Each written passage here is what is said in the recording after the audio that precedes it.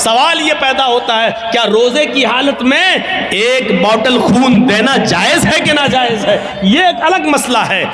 मेरे भाइयों, आपको रोजा है, बुखार है, लेकिन डॉक्टर ने ब्लड जांच के लिए सैंपल मांगा है, आप रोजा नहीं तोड़ना चाहते हैं, तो ऐसी कंडीशन में आप ब्लड जांच के लिए 2, 4, 5 ml ब्लड अगर आपका निकाला जा रहा है तो आप निकलवा सकते हैं, आपका रोजा नहीं टूटेगा। सुन लीजिए मसला, अगर 2, 4, 5 ml ब्लड निकलवाने से आपकी जांच के लिए जाना है, ब्लड 2, 4, 5 ml ब्लड निकालने से रोजा नहीं टूटेगा, लेकिन आपको एक बोतल खून देना है। एक बोतल खून देने के बाद कमजोरी आना है। कमजोरी जब आती है तो ब्लड निकालने वाले आपके हाथ में पहले एक बॉल पकड़ा देते हैं ताकि खून का सर्कुलेशन बना रहे, और आप ऐसे ऐसे बॉल दबाते रहेंगे और ब्लड निकलता रहेगा। और ब्लड निकालने के बाद, एक बॉटल खून देने के बाद, फिर आपको 2 बिस्किट, चाय या कोई जूस पिलाया जाता है। ये हर हॉस्पिटल का एक नियम है। लिहाजा ऐसी सूरत में आप रोजे से हैं तो आपका वो ब्लड लेगा नहीं, वो आपको कहेगा कि पहले आप रोजा तोड़िए, कुछ खाइए, क्योंकि ब्लड निकलने से आपको और कमजोरी पैदा हो जाएगी। इस्लाम यहां आपको इजाजत देता है कि एक गैर मुस्लिम की जान बचाने के लिए आपको अगर रोजा तोड़ना पड़ रहा है तो रोजा तोड़ दीजिए। ये रोजे की कज़ा तो बाद में हो जाएगी, लेकिन अगर ये मर गया तो दोबारा जिंदा नहीं हो पाएगा। इसलिए इसको बचाना, रोजा रखने इस वक्त तोड़ देना बेहतर है, उसको बचाना ज्यादा जरूरी है। लिहाजा इस्लाम यहां आपको इजाजत देता है कि गैर मुस्लिम की जान बचाने के लिए रोजा तोड़ दो। इससे बड़ा दर्जा इंसानियत का और क्या होगा। वो सोचें जो मॉब लिंचिंग करके, दरख्तों से बांधकर, जय श्री राम के नारे लगवाकर जो एक इंसान की जान ले लेते हैं, वो सोचें कि वो किस धर्म के पासदार हैं और किस धर्म की रक्षा कर रहे हैं वो। और वो भी सोचें जो बिना किसी गलती के किसी को पकड़कर अल्लाहू अकबर का नारा लगाकर उसकी गर्दन को काट देते हैं और उड़ा देते हैं और समझते हैं कि हमने बहुत बड़ा जिहाद कर दिया है। वो सोचें कि इंसानियत का एहतराम तो ये इस्लाम ने पेश किया है कि रोजा तोड़ दो लेकिन दूसरे की जान बचा लो। अगर तुम्हारा ब्लड उसके ब्लड से मिल रहा है तो आप ब्लड दो और उस इंसान की जान बचाओ, इसलिए कि इंसानियत को आप बचा रहे हैं। एक इंसान को नहीं बल्कि सारी कायनात के इंसान को आप बचा रहे हैं। यह है इस्लाम का दर्स, यह है इस्लाम की तालीम, यह है इस्लाम की शिक्षा, यह है इस्लाम का, मेरे भाइयों, नजरिया। इससे बड़ी इंसानियत और क्या हो सकती है। एक और चीज पर गौर कीजिए आप। जाओ बेटा जाओ, जल्दी जाओ, आपकी बीवी इंतजार कर रही है घर पे। पहले बैठ जाएंगे फिर भागेंगे।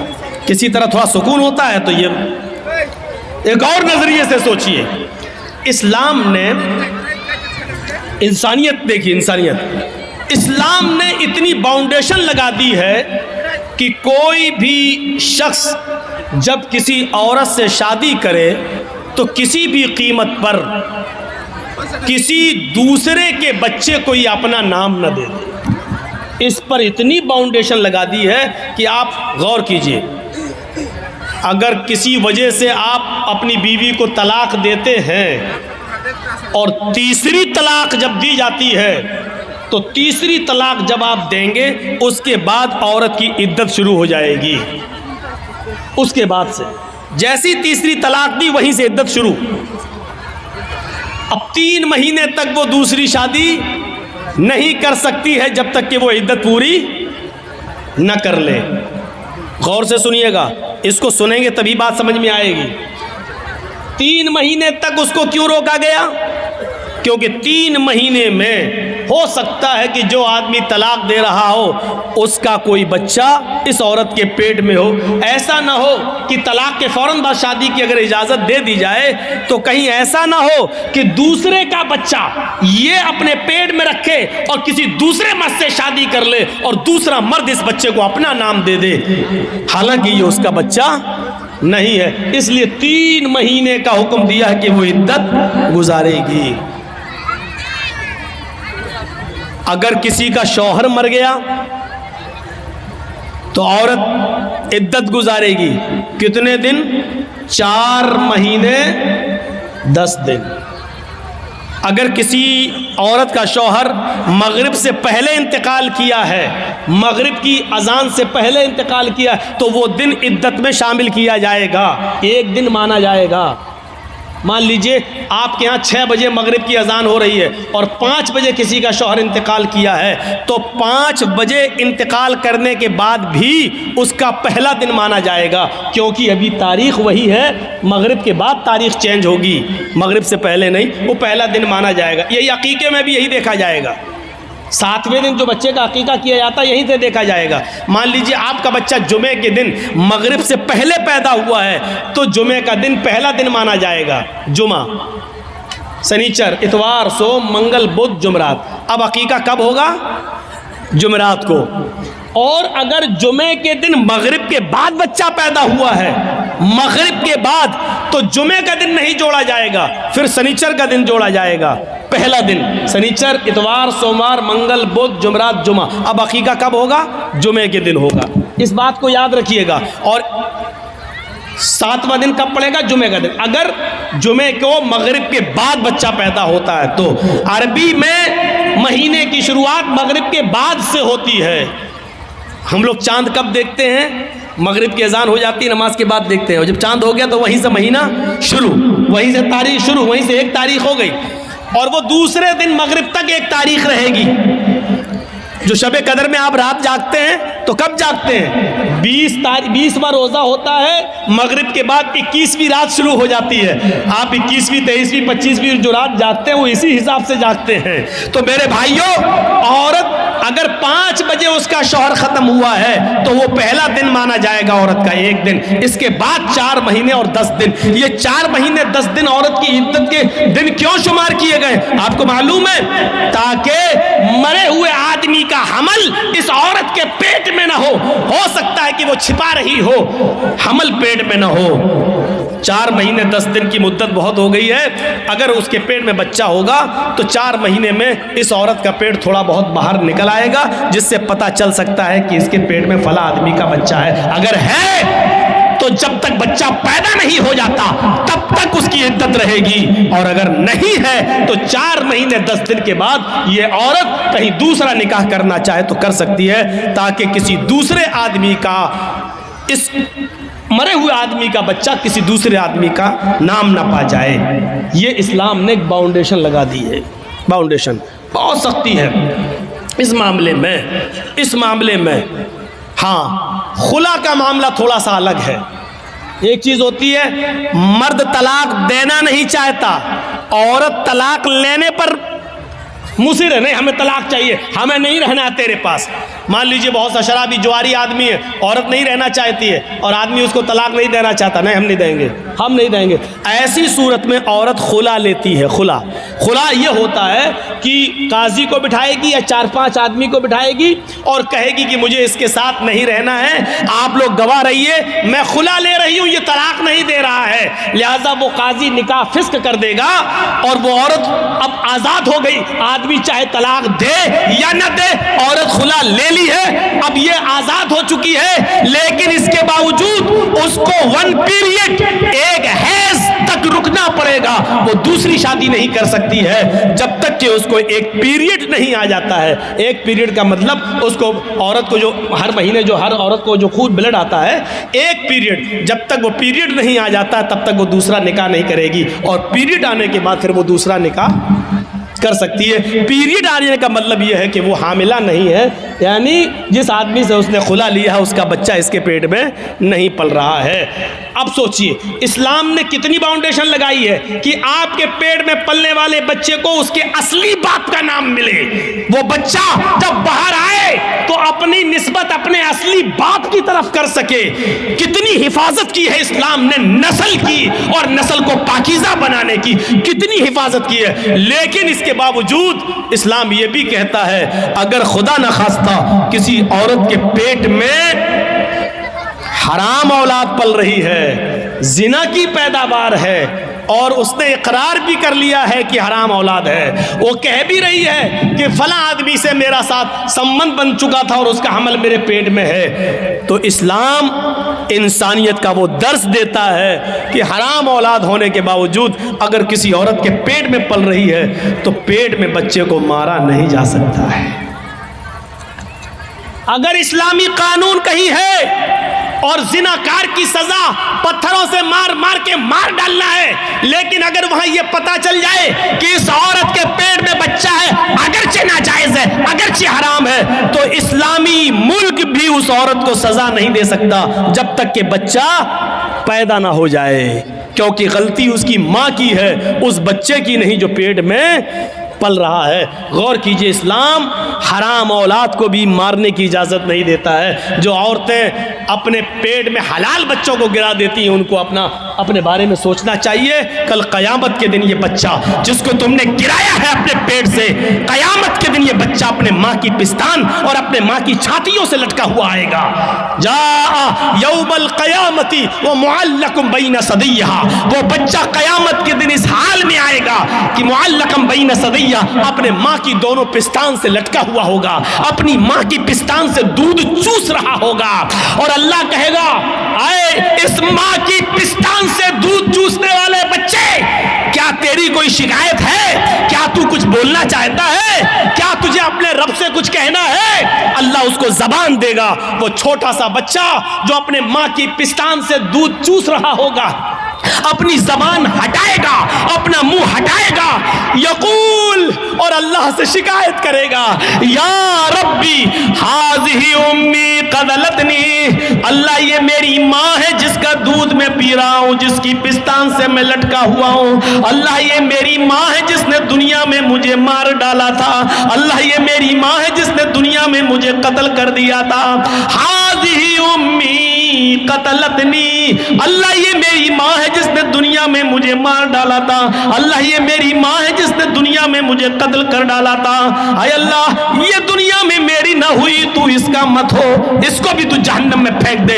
अल्लाह रब्बुल आलमीन फिर उस औरत को जिसने दुनिया में अपने बच्चे को का मर्डर किया बिना किसी गलती के, बिना किसी परेशानी के, उसने ये सोच कर कि 3 लड़कियां पहले से, चौथा भी मेरी लड़की है, अल्ट्रासाउंड में चेक कराने के बाद पता चला लड़की है, नहीं हमें नहीं चाहिए, और एबॉर्शन करा दिया, गिरा दिया। क़यामत के दिन इस औरत को जहन्नम में फेंक दिया जाएगा और वो बच्चा अपनी माँ को खुद जहन्नम में ले जाने का सबब बनेगा कि नहीं अल्लाह, इसने दुनिया में मुझे मार डाला था। इस्लाम तो हराम और नाजायज़ औलाद भी गिराने की इजाज़त नहीं देता है। ये इस्लाम इंसानियत का एहतराम है, इंसानियत का एहतराम। इस्लाम में बहुत, जहाँ थोड़ा बहुत मसला हार्ड लगता है वहीं आसानी भी पैदा होती है। मान लीजिए रमज़ान का महीना और 20 रोज़े गुजर चुके हैं, आज कोई हिंदू है या कोई ईसाई मुसलमान हो रहा है और वो 20वें रोज़े को मुसलमान हुआ, तो अब वो रोज़ा कब से रखेगा? रोज़े तो पूरे महीने के फ़र्ज़ हैं, लेकिन कोई हिंदू या कोई ईसाई या कोई यहूदी 20वें रोज़े को मुसलमान हो रहा है। 20 रोज़े तक हिंदू था, ईसाई था, या यहूदी था, या जैनी था, बुद्धिस्ट था, 20 रोज़े के बाद मुसलमान हो रहा है 20वें रोज़े को, तो अब वो रोज़ा कब से रखेगा? आज मुसलमान हुआ है, तो अब जब मुसलमान हुआ तभी से तो रखेगा। अब सवाल ये पैदा होता है कि वो 20 रोज़े जो इसके छूटे हैं वो पूरे करेगा या नहीं करेगा? तो साफ मसला है कि नहीं करेगा। क्यों नहीं करेगा? क्योंकि जब वो इस्लाम लाया है तब तक वो काफिर था, उस पर रोज़ा फ़र्ज था ही नहीं। आज वो इस्लाम लाया तो अब जितने रोज़े हैं उतने वो रखेगा, बकिया रोज़े वो नहीं रखेगा। इसलिए नहीं रखेगा क्योंकि उस वक्त उसके ऊपर रोज़े फ़र्ज थे ही नहीं। कितने रोज़े रखेगा? जितने बाकी हैं। एक चीज़ और सुन लीजिए, 20वें रोज़े को इस्लाम लाया, लेकिन इस्लाम ला रहा 5 बजे शाम में और रोज़ा खुलता है 6 बजे। अब 5 बजे वो इस्लाम ला रहा है, तो इस्लाम जैसी वो 5 बजे लाया तो अब क्या करेगा? आज का रोज़ा क्या करेगा? तो 5 बजे इस्लाम लाता है तो 5 बजे ही से उसका रोज़ा शुरू हो गया है, क्योंकि 5 बजे से पहले उसके ऊपर रोज़ा फ़र्ज था ही नहीं, क्योंकि वो काफिर था। जैसे इस्लाम लाया वैसे उस पर रोजा फर्ज हो गया, वैसे ही उसके ऊपर रोजा फर्ज हो गया। अब 5 बजे ही वो नियत कर लेगा कि मैं रोजे से हूं। इस्लाम ले आया, अशहदु अल्ला इलाहा इल्लल्लाह व अन्ना मुहम्मद रसूलुल्लाह, इस्लाम लाते ही उसके ऊपर असर की नमाज फ़र्ज हो जाएगी, क्योंकि टाइम अभी बाकी है और इस्लाम ला चुका है, असर का वक्त अभी बाकी है, लिहाजा पहले असर की नमाज पढ़ेगा और यहीं से उसका रोज़ा भी शुरू हो जाएगा, क्योंकि इस्लाम ला चुका है। जब से इस्लाम लाया यहीं से रोज़ा शुरू, और 6 बजे वो रोज़ा सब लोगों के साथ खोल लेगा और उसका ये एक रोज़ा माना जाएगा, ये एक रोज़ा माना जाएगा। ये आसानी भी है इस्लाम, ये आसानी भी है। इस्लाम मुश्किल नहीं है, लोगों ने इसको मुश्किल बना दिया है। क्या वो लोग साहबा नमाजें नहीं पढ़ते थे? क्या वो रोजे नहीं रखते थे? मुश्किल बना दिया है। फजर में नहीं उठ पा रहे हैं साहब, क्यों? अब रात में 1 बजे जर्जी साहब को टाइम मिलेगा, 3 बजे तक जलसा चलेगा, फिर आदमी यहां से जाएगा, थोड़ी देर कमर सीधी करेगा, फजर में उठेगा? नहीं उठ पाएगा। क्लियर है? लेकिन याद रखिए, मौलाना जर्जीस का जलसा और इस जलसे में 2:30 बजे 3 बजे तक जाग लेना और इस जाग लेने के बाद सुबह फजर की नमाज में ना आना, यह दलील नहीं है इस बात की कि आपका जलसा कामयाब हो गया है, या ये उज़्र नहीं होगा कि मैं जलसा सुनने की वजह से रात में जाग लिया इसलिए फजर में हम नहीं उठ पाए। जलसा कराना फर्ज नहीं था, फजर की नमाज पढ़ना फर्ज था। आपने एक फर्ज को छोड़ा उस काम के लिए जो आपके ऊपर फर्ज ही नहीं था। मेरे भाइयों, यहां से ये मैसेज लेके उठिएगा, ये पैगाम लेके उठिएगा, ये तसव्वुर लेके उठिएगा। तो इंसानियत ये होती है, इंसानियत। तो या अय्युहन्नास इन्ना खलकनाकुम मिन ज़करिन व उन्सा व जअलनाकुम शुऊबन व क़बाइल लितारफू, तुमको हमने एक मर्द और एक औरत से पैदा किया है, तुम सब आपस में भाई हो, तुम आपस में एक ही बाप के और एक ही माँ के बेटे हो, तुम्हारा बाप एक है, तुम्हारी माँ एक है। अच्छा, एक चीज और बताइए, गौर से सुनना। हम मुसलमान हैं, ये हिंदू है, हम दोनों का झगड़ा हुआ है।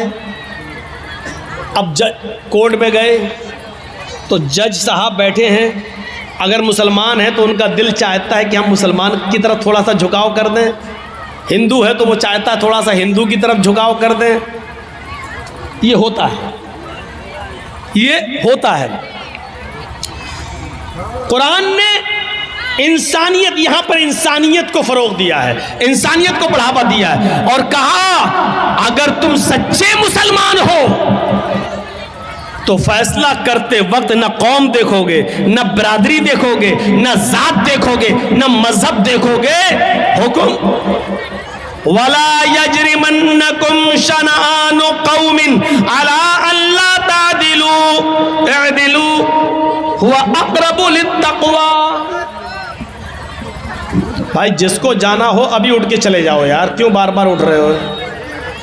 बहुत डिस्टर्ब होता है हमको सामने। ला यजरिमन्नकुम शनआनु कौमिन, आए मुसलमानों, किसी कौम की दुश्मनी, किसी मजहब की दुश्मनी तुम्हें इस बात पर मजबूर न कर दे कि तुम सच्चा फैसला न कर सको, उनके साथ इंसाफ न कर सको। ऐसा नहीं होना चाहिए। दिलू, हर हाल में सच्चा फैसला करना, चाहे वो मुसलमान के खिलाफ जाए, चाहे वो हिंदू के खिलाफ जाए, ईसाई के खिलाफ जाए, तुम्हारे अपने खिलाफ जाए, तुम्हारे अपने बेटे के खिलाफ जाए, तुम्हारी अपनी औलाद के खिलाफ जाए। अच्छा, आपके यहाँ मान लीजिए, हमें नहीं मालूम चापी में ये होता है या नहीं होता है, बंगाल के जलसों में बहुत जगह ऐसा देखा गया है कि एक गांव में कोई लड़का उसी गांव की किसी लड़की को लेकर भाग गया, 2-4 दिन के बाद पकड़ गए, गांव वापस आए, अब लड़की का बाप रोता है, ओ मेरी लड़की तो इज्जत लुट गई, बर्बाद हो गया, मुंह दिखाने के लायक नहीं है। अब जोर डाला जाता है गांव की तरफ से कि तू लेके भागा था, चल अब शादी करो उसके साथ। ये गांव की तरफ से फैसला होता है शादी करो उसके साथ, और वो लड़का तैयार नहीं है शादी करने के लिए। वो लड़का कह रहा भाई शादी की तो कोई बात ही नहीं हुई थी। अब ये लड़की का बाप कह रहा है ये लड़का लेके भाग गया मेरी लड़की को। अब मेरी लड़की तो बदनाम हो गई, कुछ हुआ हो या ना हुआ हो, लेकिन बदनाम तो हम हो गए, कौन मेरी लड़की से शादी करेगा। लड़के का बाप ये कह रहा भाई दोनों बातें करते थे, मोबाइल पे लगे रहते थे रात रात भर, हम क्या करें। लड़का कह रहा हम शादी क्यों करें, शादी की कोई बात ही नहीं हुई है इससे हमारी। ठीक है हम भगा के ले गए तो तुम्हारे घर थोड़ी घुस के ले गए थे, हम फोन पे बात हुई फला जगह तुम आ जाओ, हम भी फला जगह चल रहे हैं, मोटरसाइकिल लेके आ जाएंगे। हम वहां मौजूद थे, ये आ गई, हम लेके भाग गए। अब गांव में जो सरपंच होते, मुखिया लोग, सुनो, अगर यहां पर भी ऐसा होता है तो सुन ले इस गांव का मुखिया और सरदार, कयामत के दिन तुम्हें भी गवाही देना पड़ेगी और अल्लाह के सामने तुम्हें भी जवाब देना पड़ेगा। अब क्या होता है, अच्छा ठीक है तू शादी नहीं करेगा, नहीं, अब उस लड़की का तो इज्जत खराब हो गई, हाँ तो क्या हुआ, चल 5 लाख रुपए जुर्माना देगा लड़का वाला लड़की को। अबे तेरे बाप का फैसला है। गांव के मुखिया, सरदार या सरपंच या पंचायत में जो लोग बैठकर ये फैसला करते हैं ये सब रॉन्ग है, कुरान और हदीस के खिलाफ फैसला कर रहे हैं। दुनिया में 5 लाख 4 लाख रुपया दिलवा सकते हो, लेकिन कयामत के दिन अपने आप को बचा नहीं सकते हो इस फैसले से। सवाल यह पैदा हुआ है कि लड़का भागा तो लड़की भी तो भागी, फिर जुर्माना सिर्फ लड़के पर क्यों आयद हो रहा है, और लड़के का पैसा 4 लाख 5 लाख रुपए आप लड़की को और उसके बाप को दिला देते हैं। ये कहां की इंसानियत है, जबकि कुरान ये कह रहा है अज़्ज़ानियतु वज़्ज़ानी फजलिदू कुल्ल वाहिदतिन मिनहुमा मियता जल्दा। जिना करने की, बदकारी की शुरुआत लड़के की तरफ से पहले नहीं, लड़की की तरफ से पहले होती है। भागने और भगाने की शुरुआत लड़के की तरफ से नहीं, लड़की की तरफ से पहले होती है। ये सुई है, ये धागा है, जर्जी साहब सुई में धागा डाल रहे हैं, लेकिन सुई को हम ऐसे हटा देते हैं, धागा जा ही नहीं सकता है। जब सुई अपनी जगह पर खड़ी है, टस से मस नहीं हो रही है, तब धागा उस सुई के अंदर चला जाएगा। ये साफ सरी दलील है, अगर लड़की अपने आप को बचाए तो लड़का कभी उसके साथ जिना कर ही नहीं सकता। मौलवी जर्जीस की बात इंडियन कानून के खिलाफ है, लेकिन कुरान और हदीस की रोशनी में है। जिना की शुरुआत अगर लड़की भागने के लिए तैयारी ना हो तो लड़का भगा ही नहीं सकता है, लड़की भागती नहीं। सवाल है साहब, मेरा लड़का, तुम्हारा लड़का मेरी लड़की भगा के ले गया, तू तो 18 साल तक पालता रहा, फिर तू अपनी अलमारी भी नहीं बचा सका, वो पैसा भी लेके भाग गई और सोना भी लेके चली गई, जेवर भी लेके चली गई। जब तू अपनी लड़की पर इतना कंट्रोल नहीं कर सका तो जुर्माना लड़के वालों पर लगाते हैं, और ये फैसला पंचायत करती है, गांव की सरपंच करता है, मुखिया करता है, सरदार करता है, ये फैसला जो कुरान और हदीस के खिलाफ है।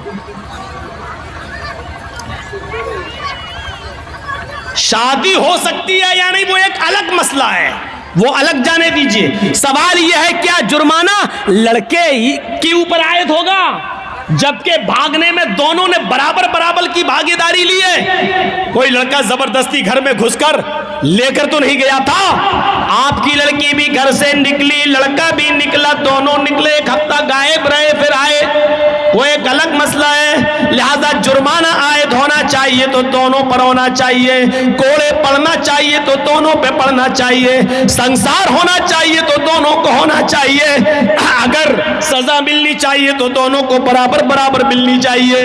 आप यहां लड़के पर 5 लाख 2 लाख 3 लाख का जुर्माना लगाकर आप सजा नहीं दे रहे हैं, बल्कि लड़के से लड़की को अवार्ड दिलवा रहे हैं, इनाम दिलवा रहे हैं। अब गांव की और दूसरी लड़कियों को ये उत्साहन मिल रहा है कि हम भाग रहे हैं, अगर शादी होगी तब भी ठीक, और नहीं होगी तो 5 लाख रुपया में वैसे भी मिल जाएगा। इस 5 लाख रुपए में तो हम दूसरी शादी भी किसी और से अच्छी तरीके से कर सकते हैं। सुन लो, इस जुर्माने पर जिन लड़कियों के हौसले बढ़ते हैं उनका गुनाह भी इन पंचायतों के सर पर रखा जाएगा।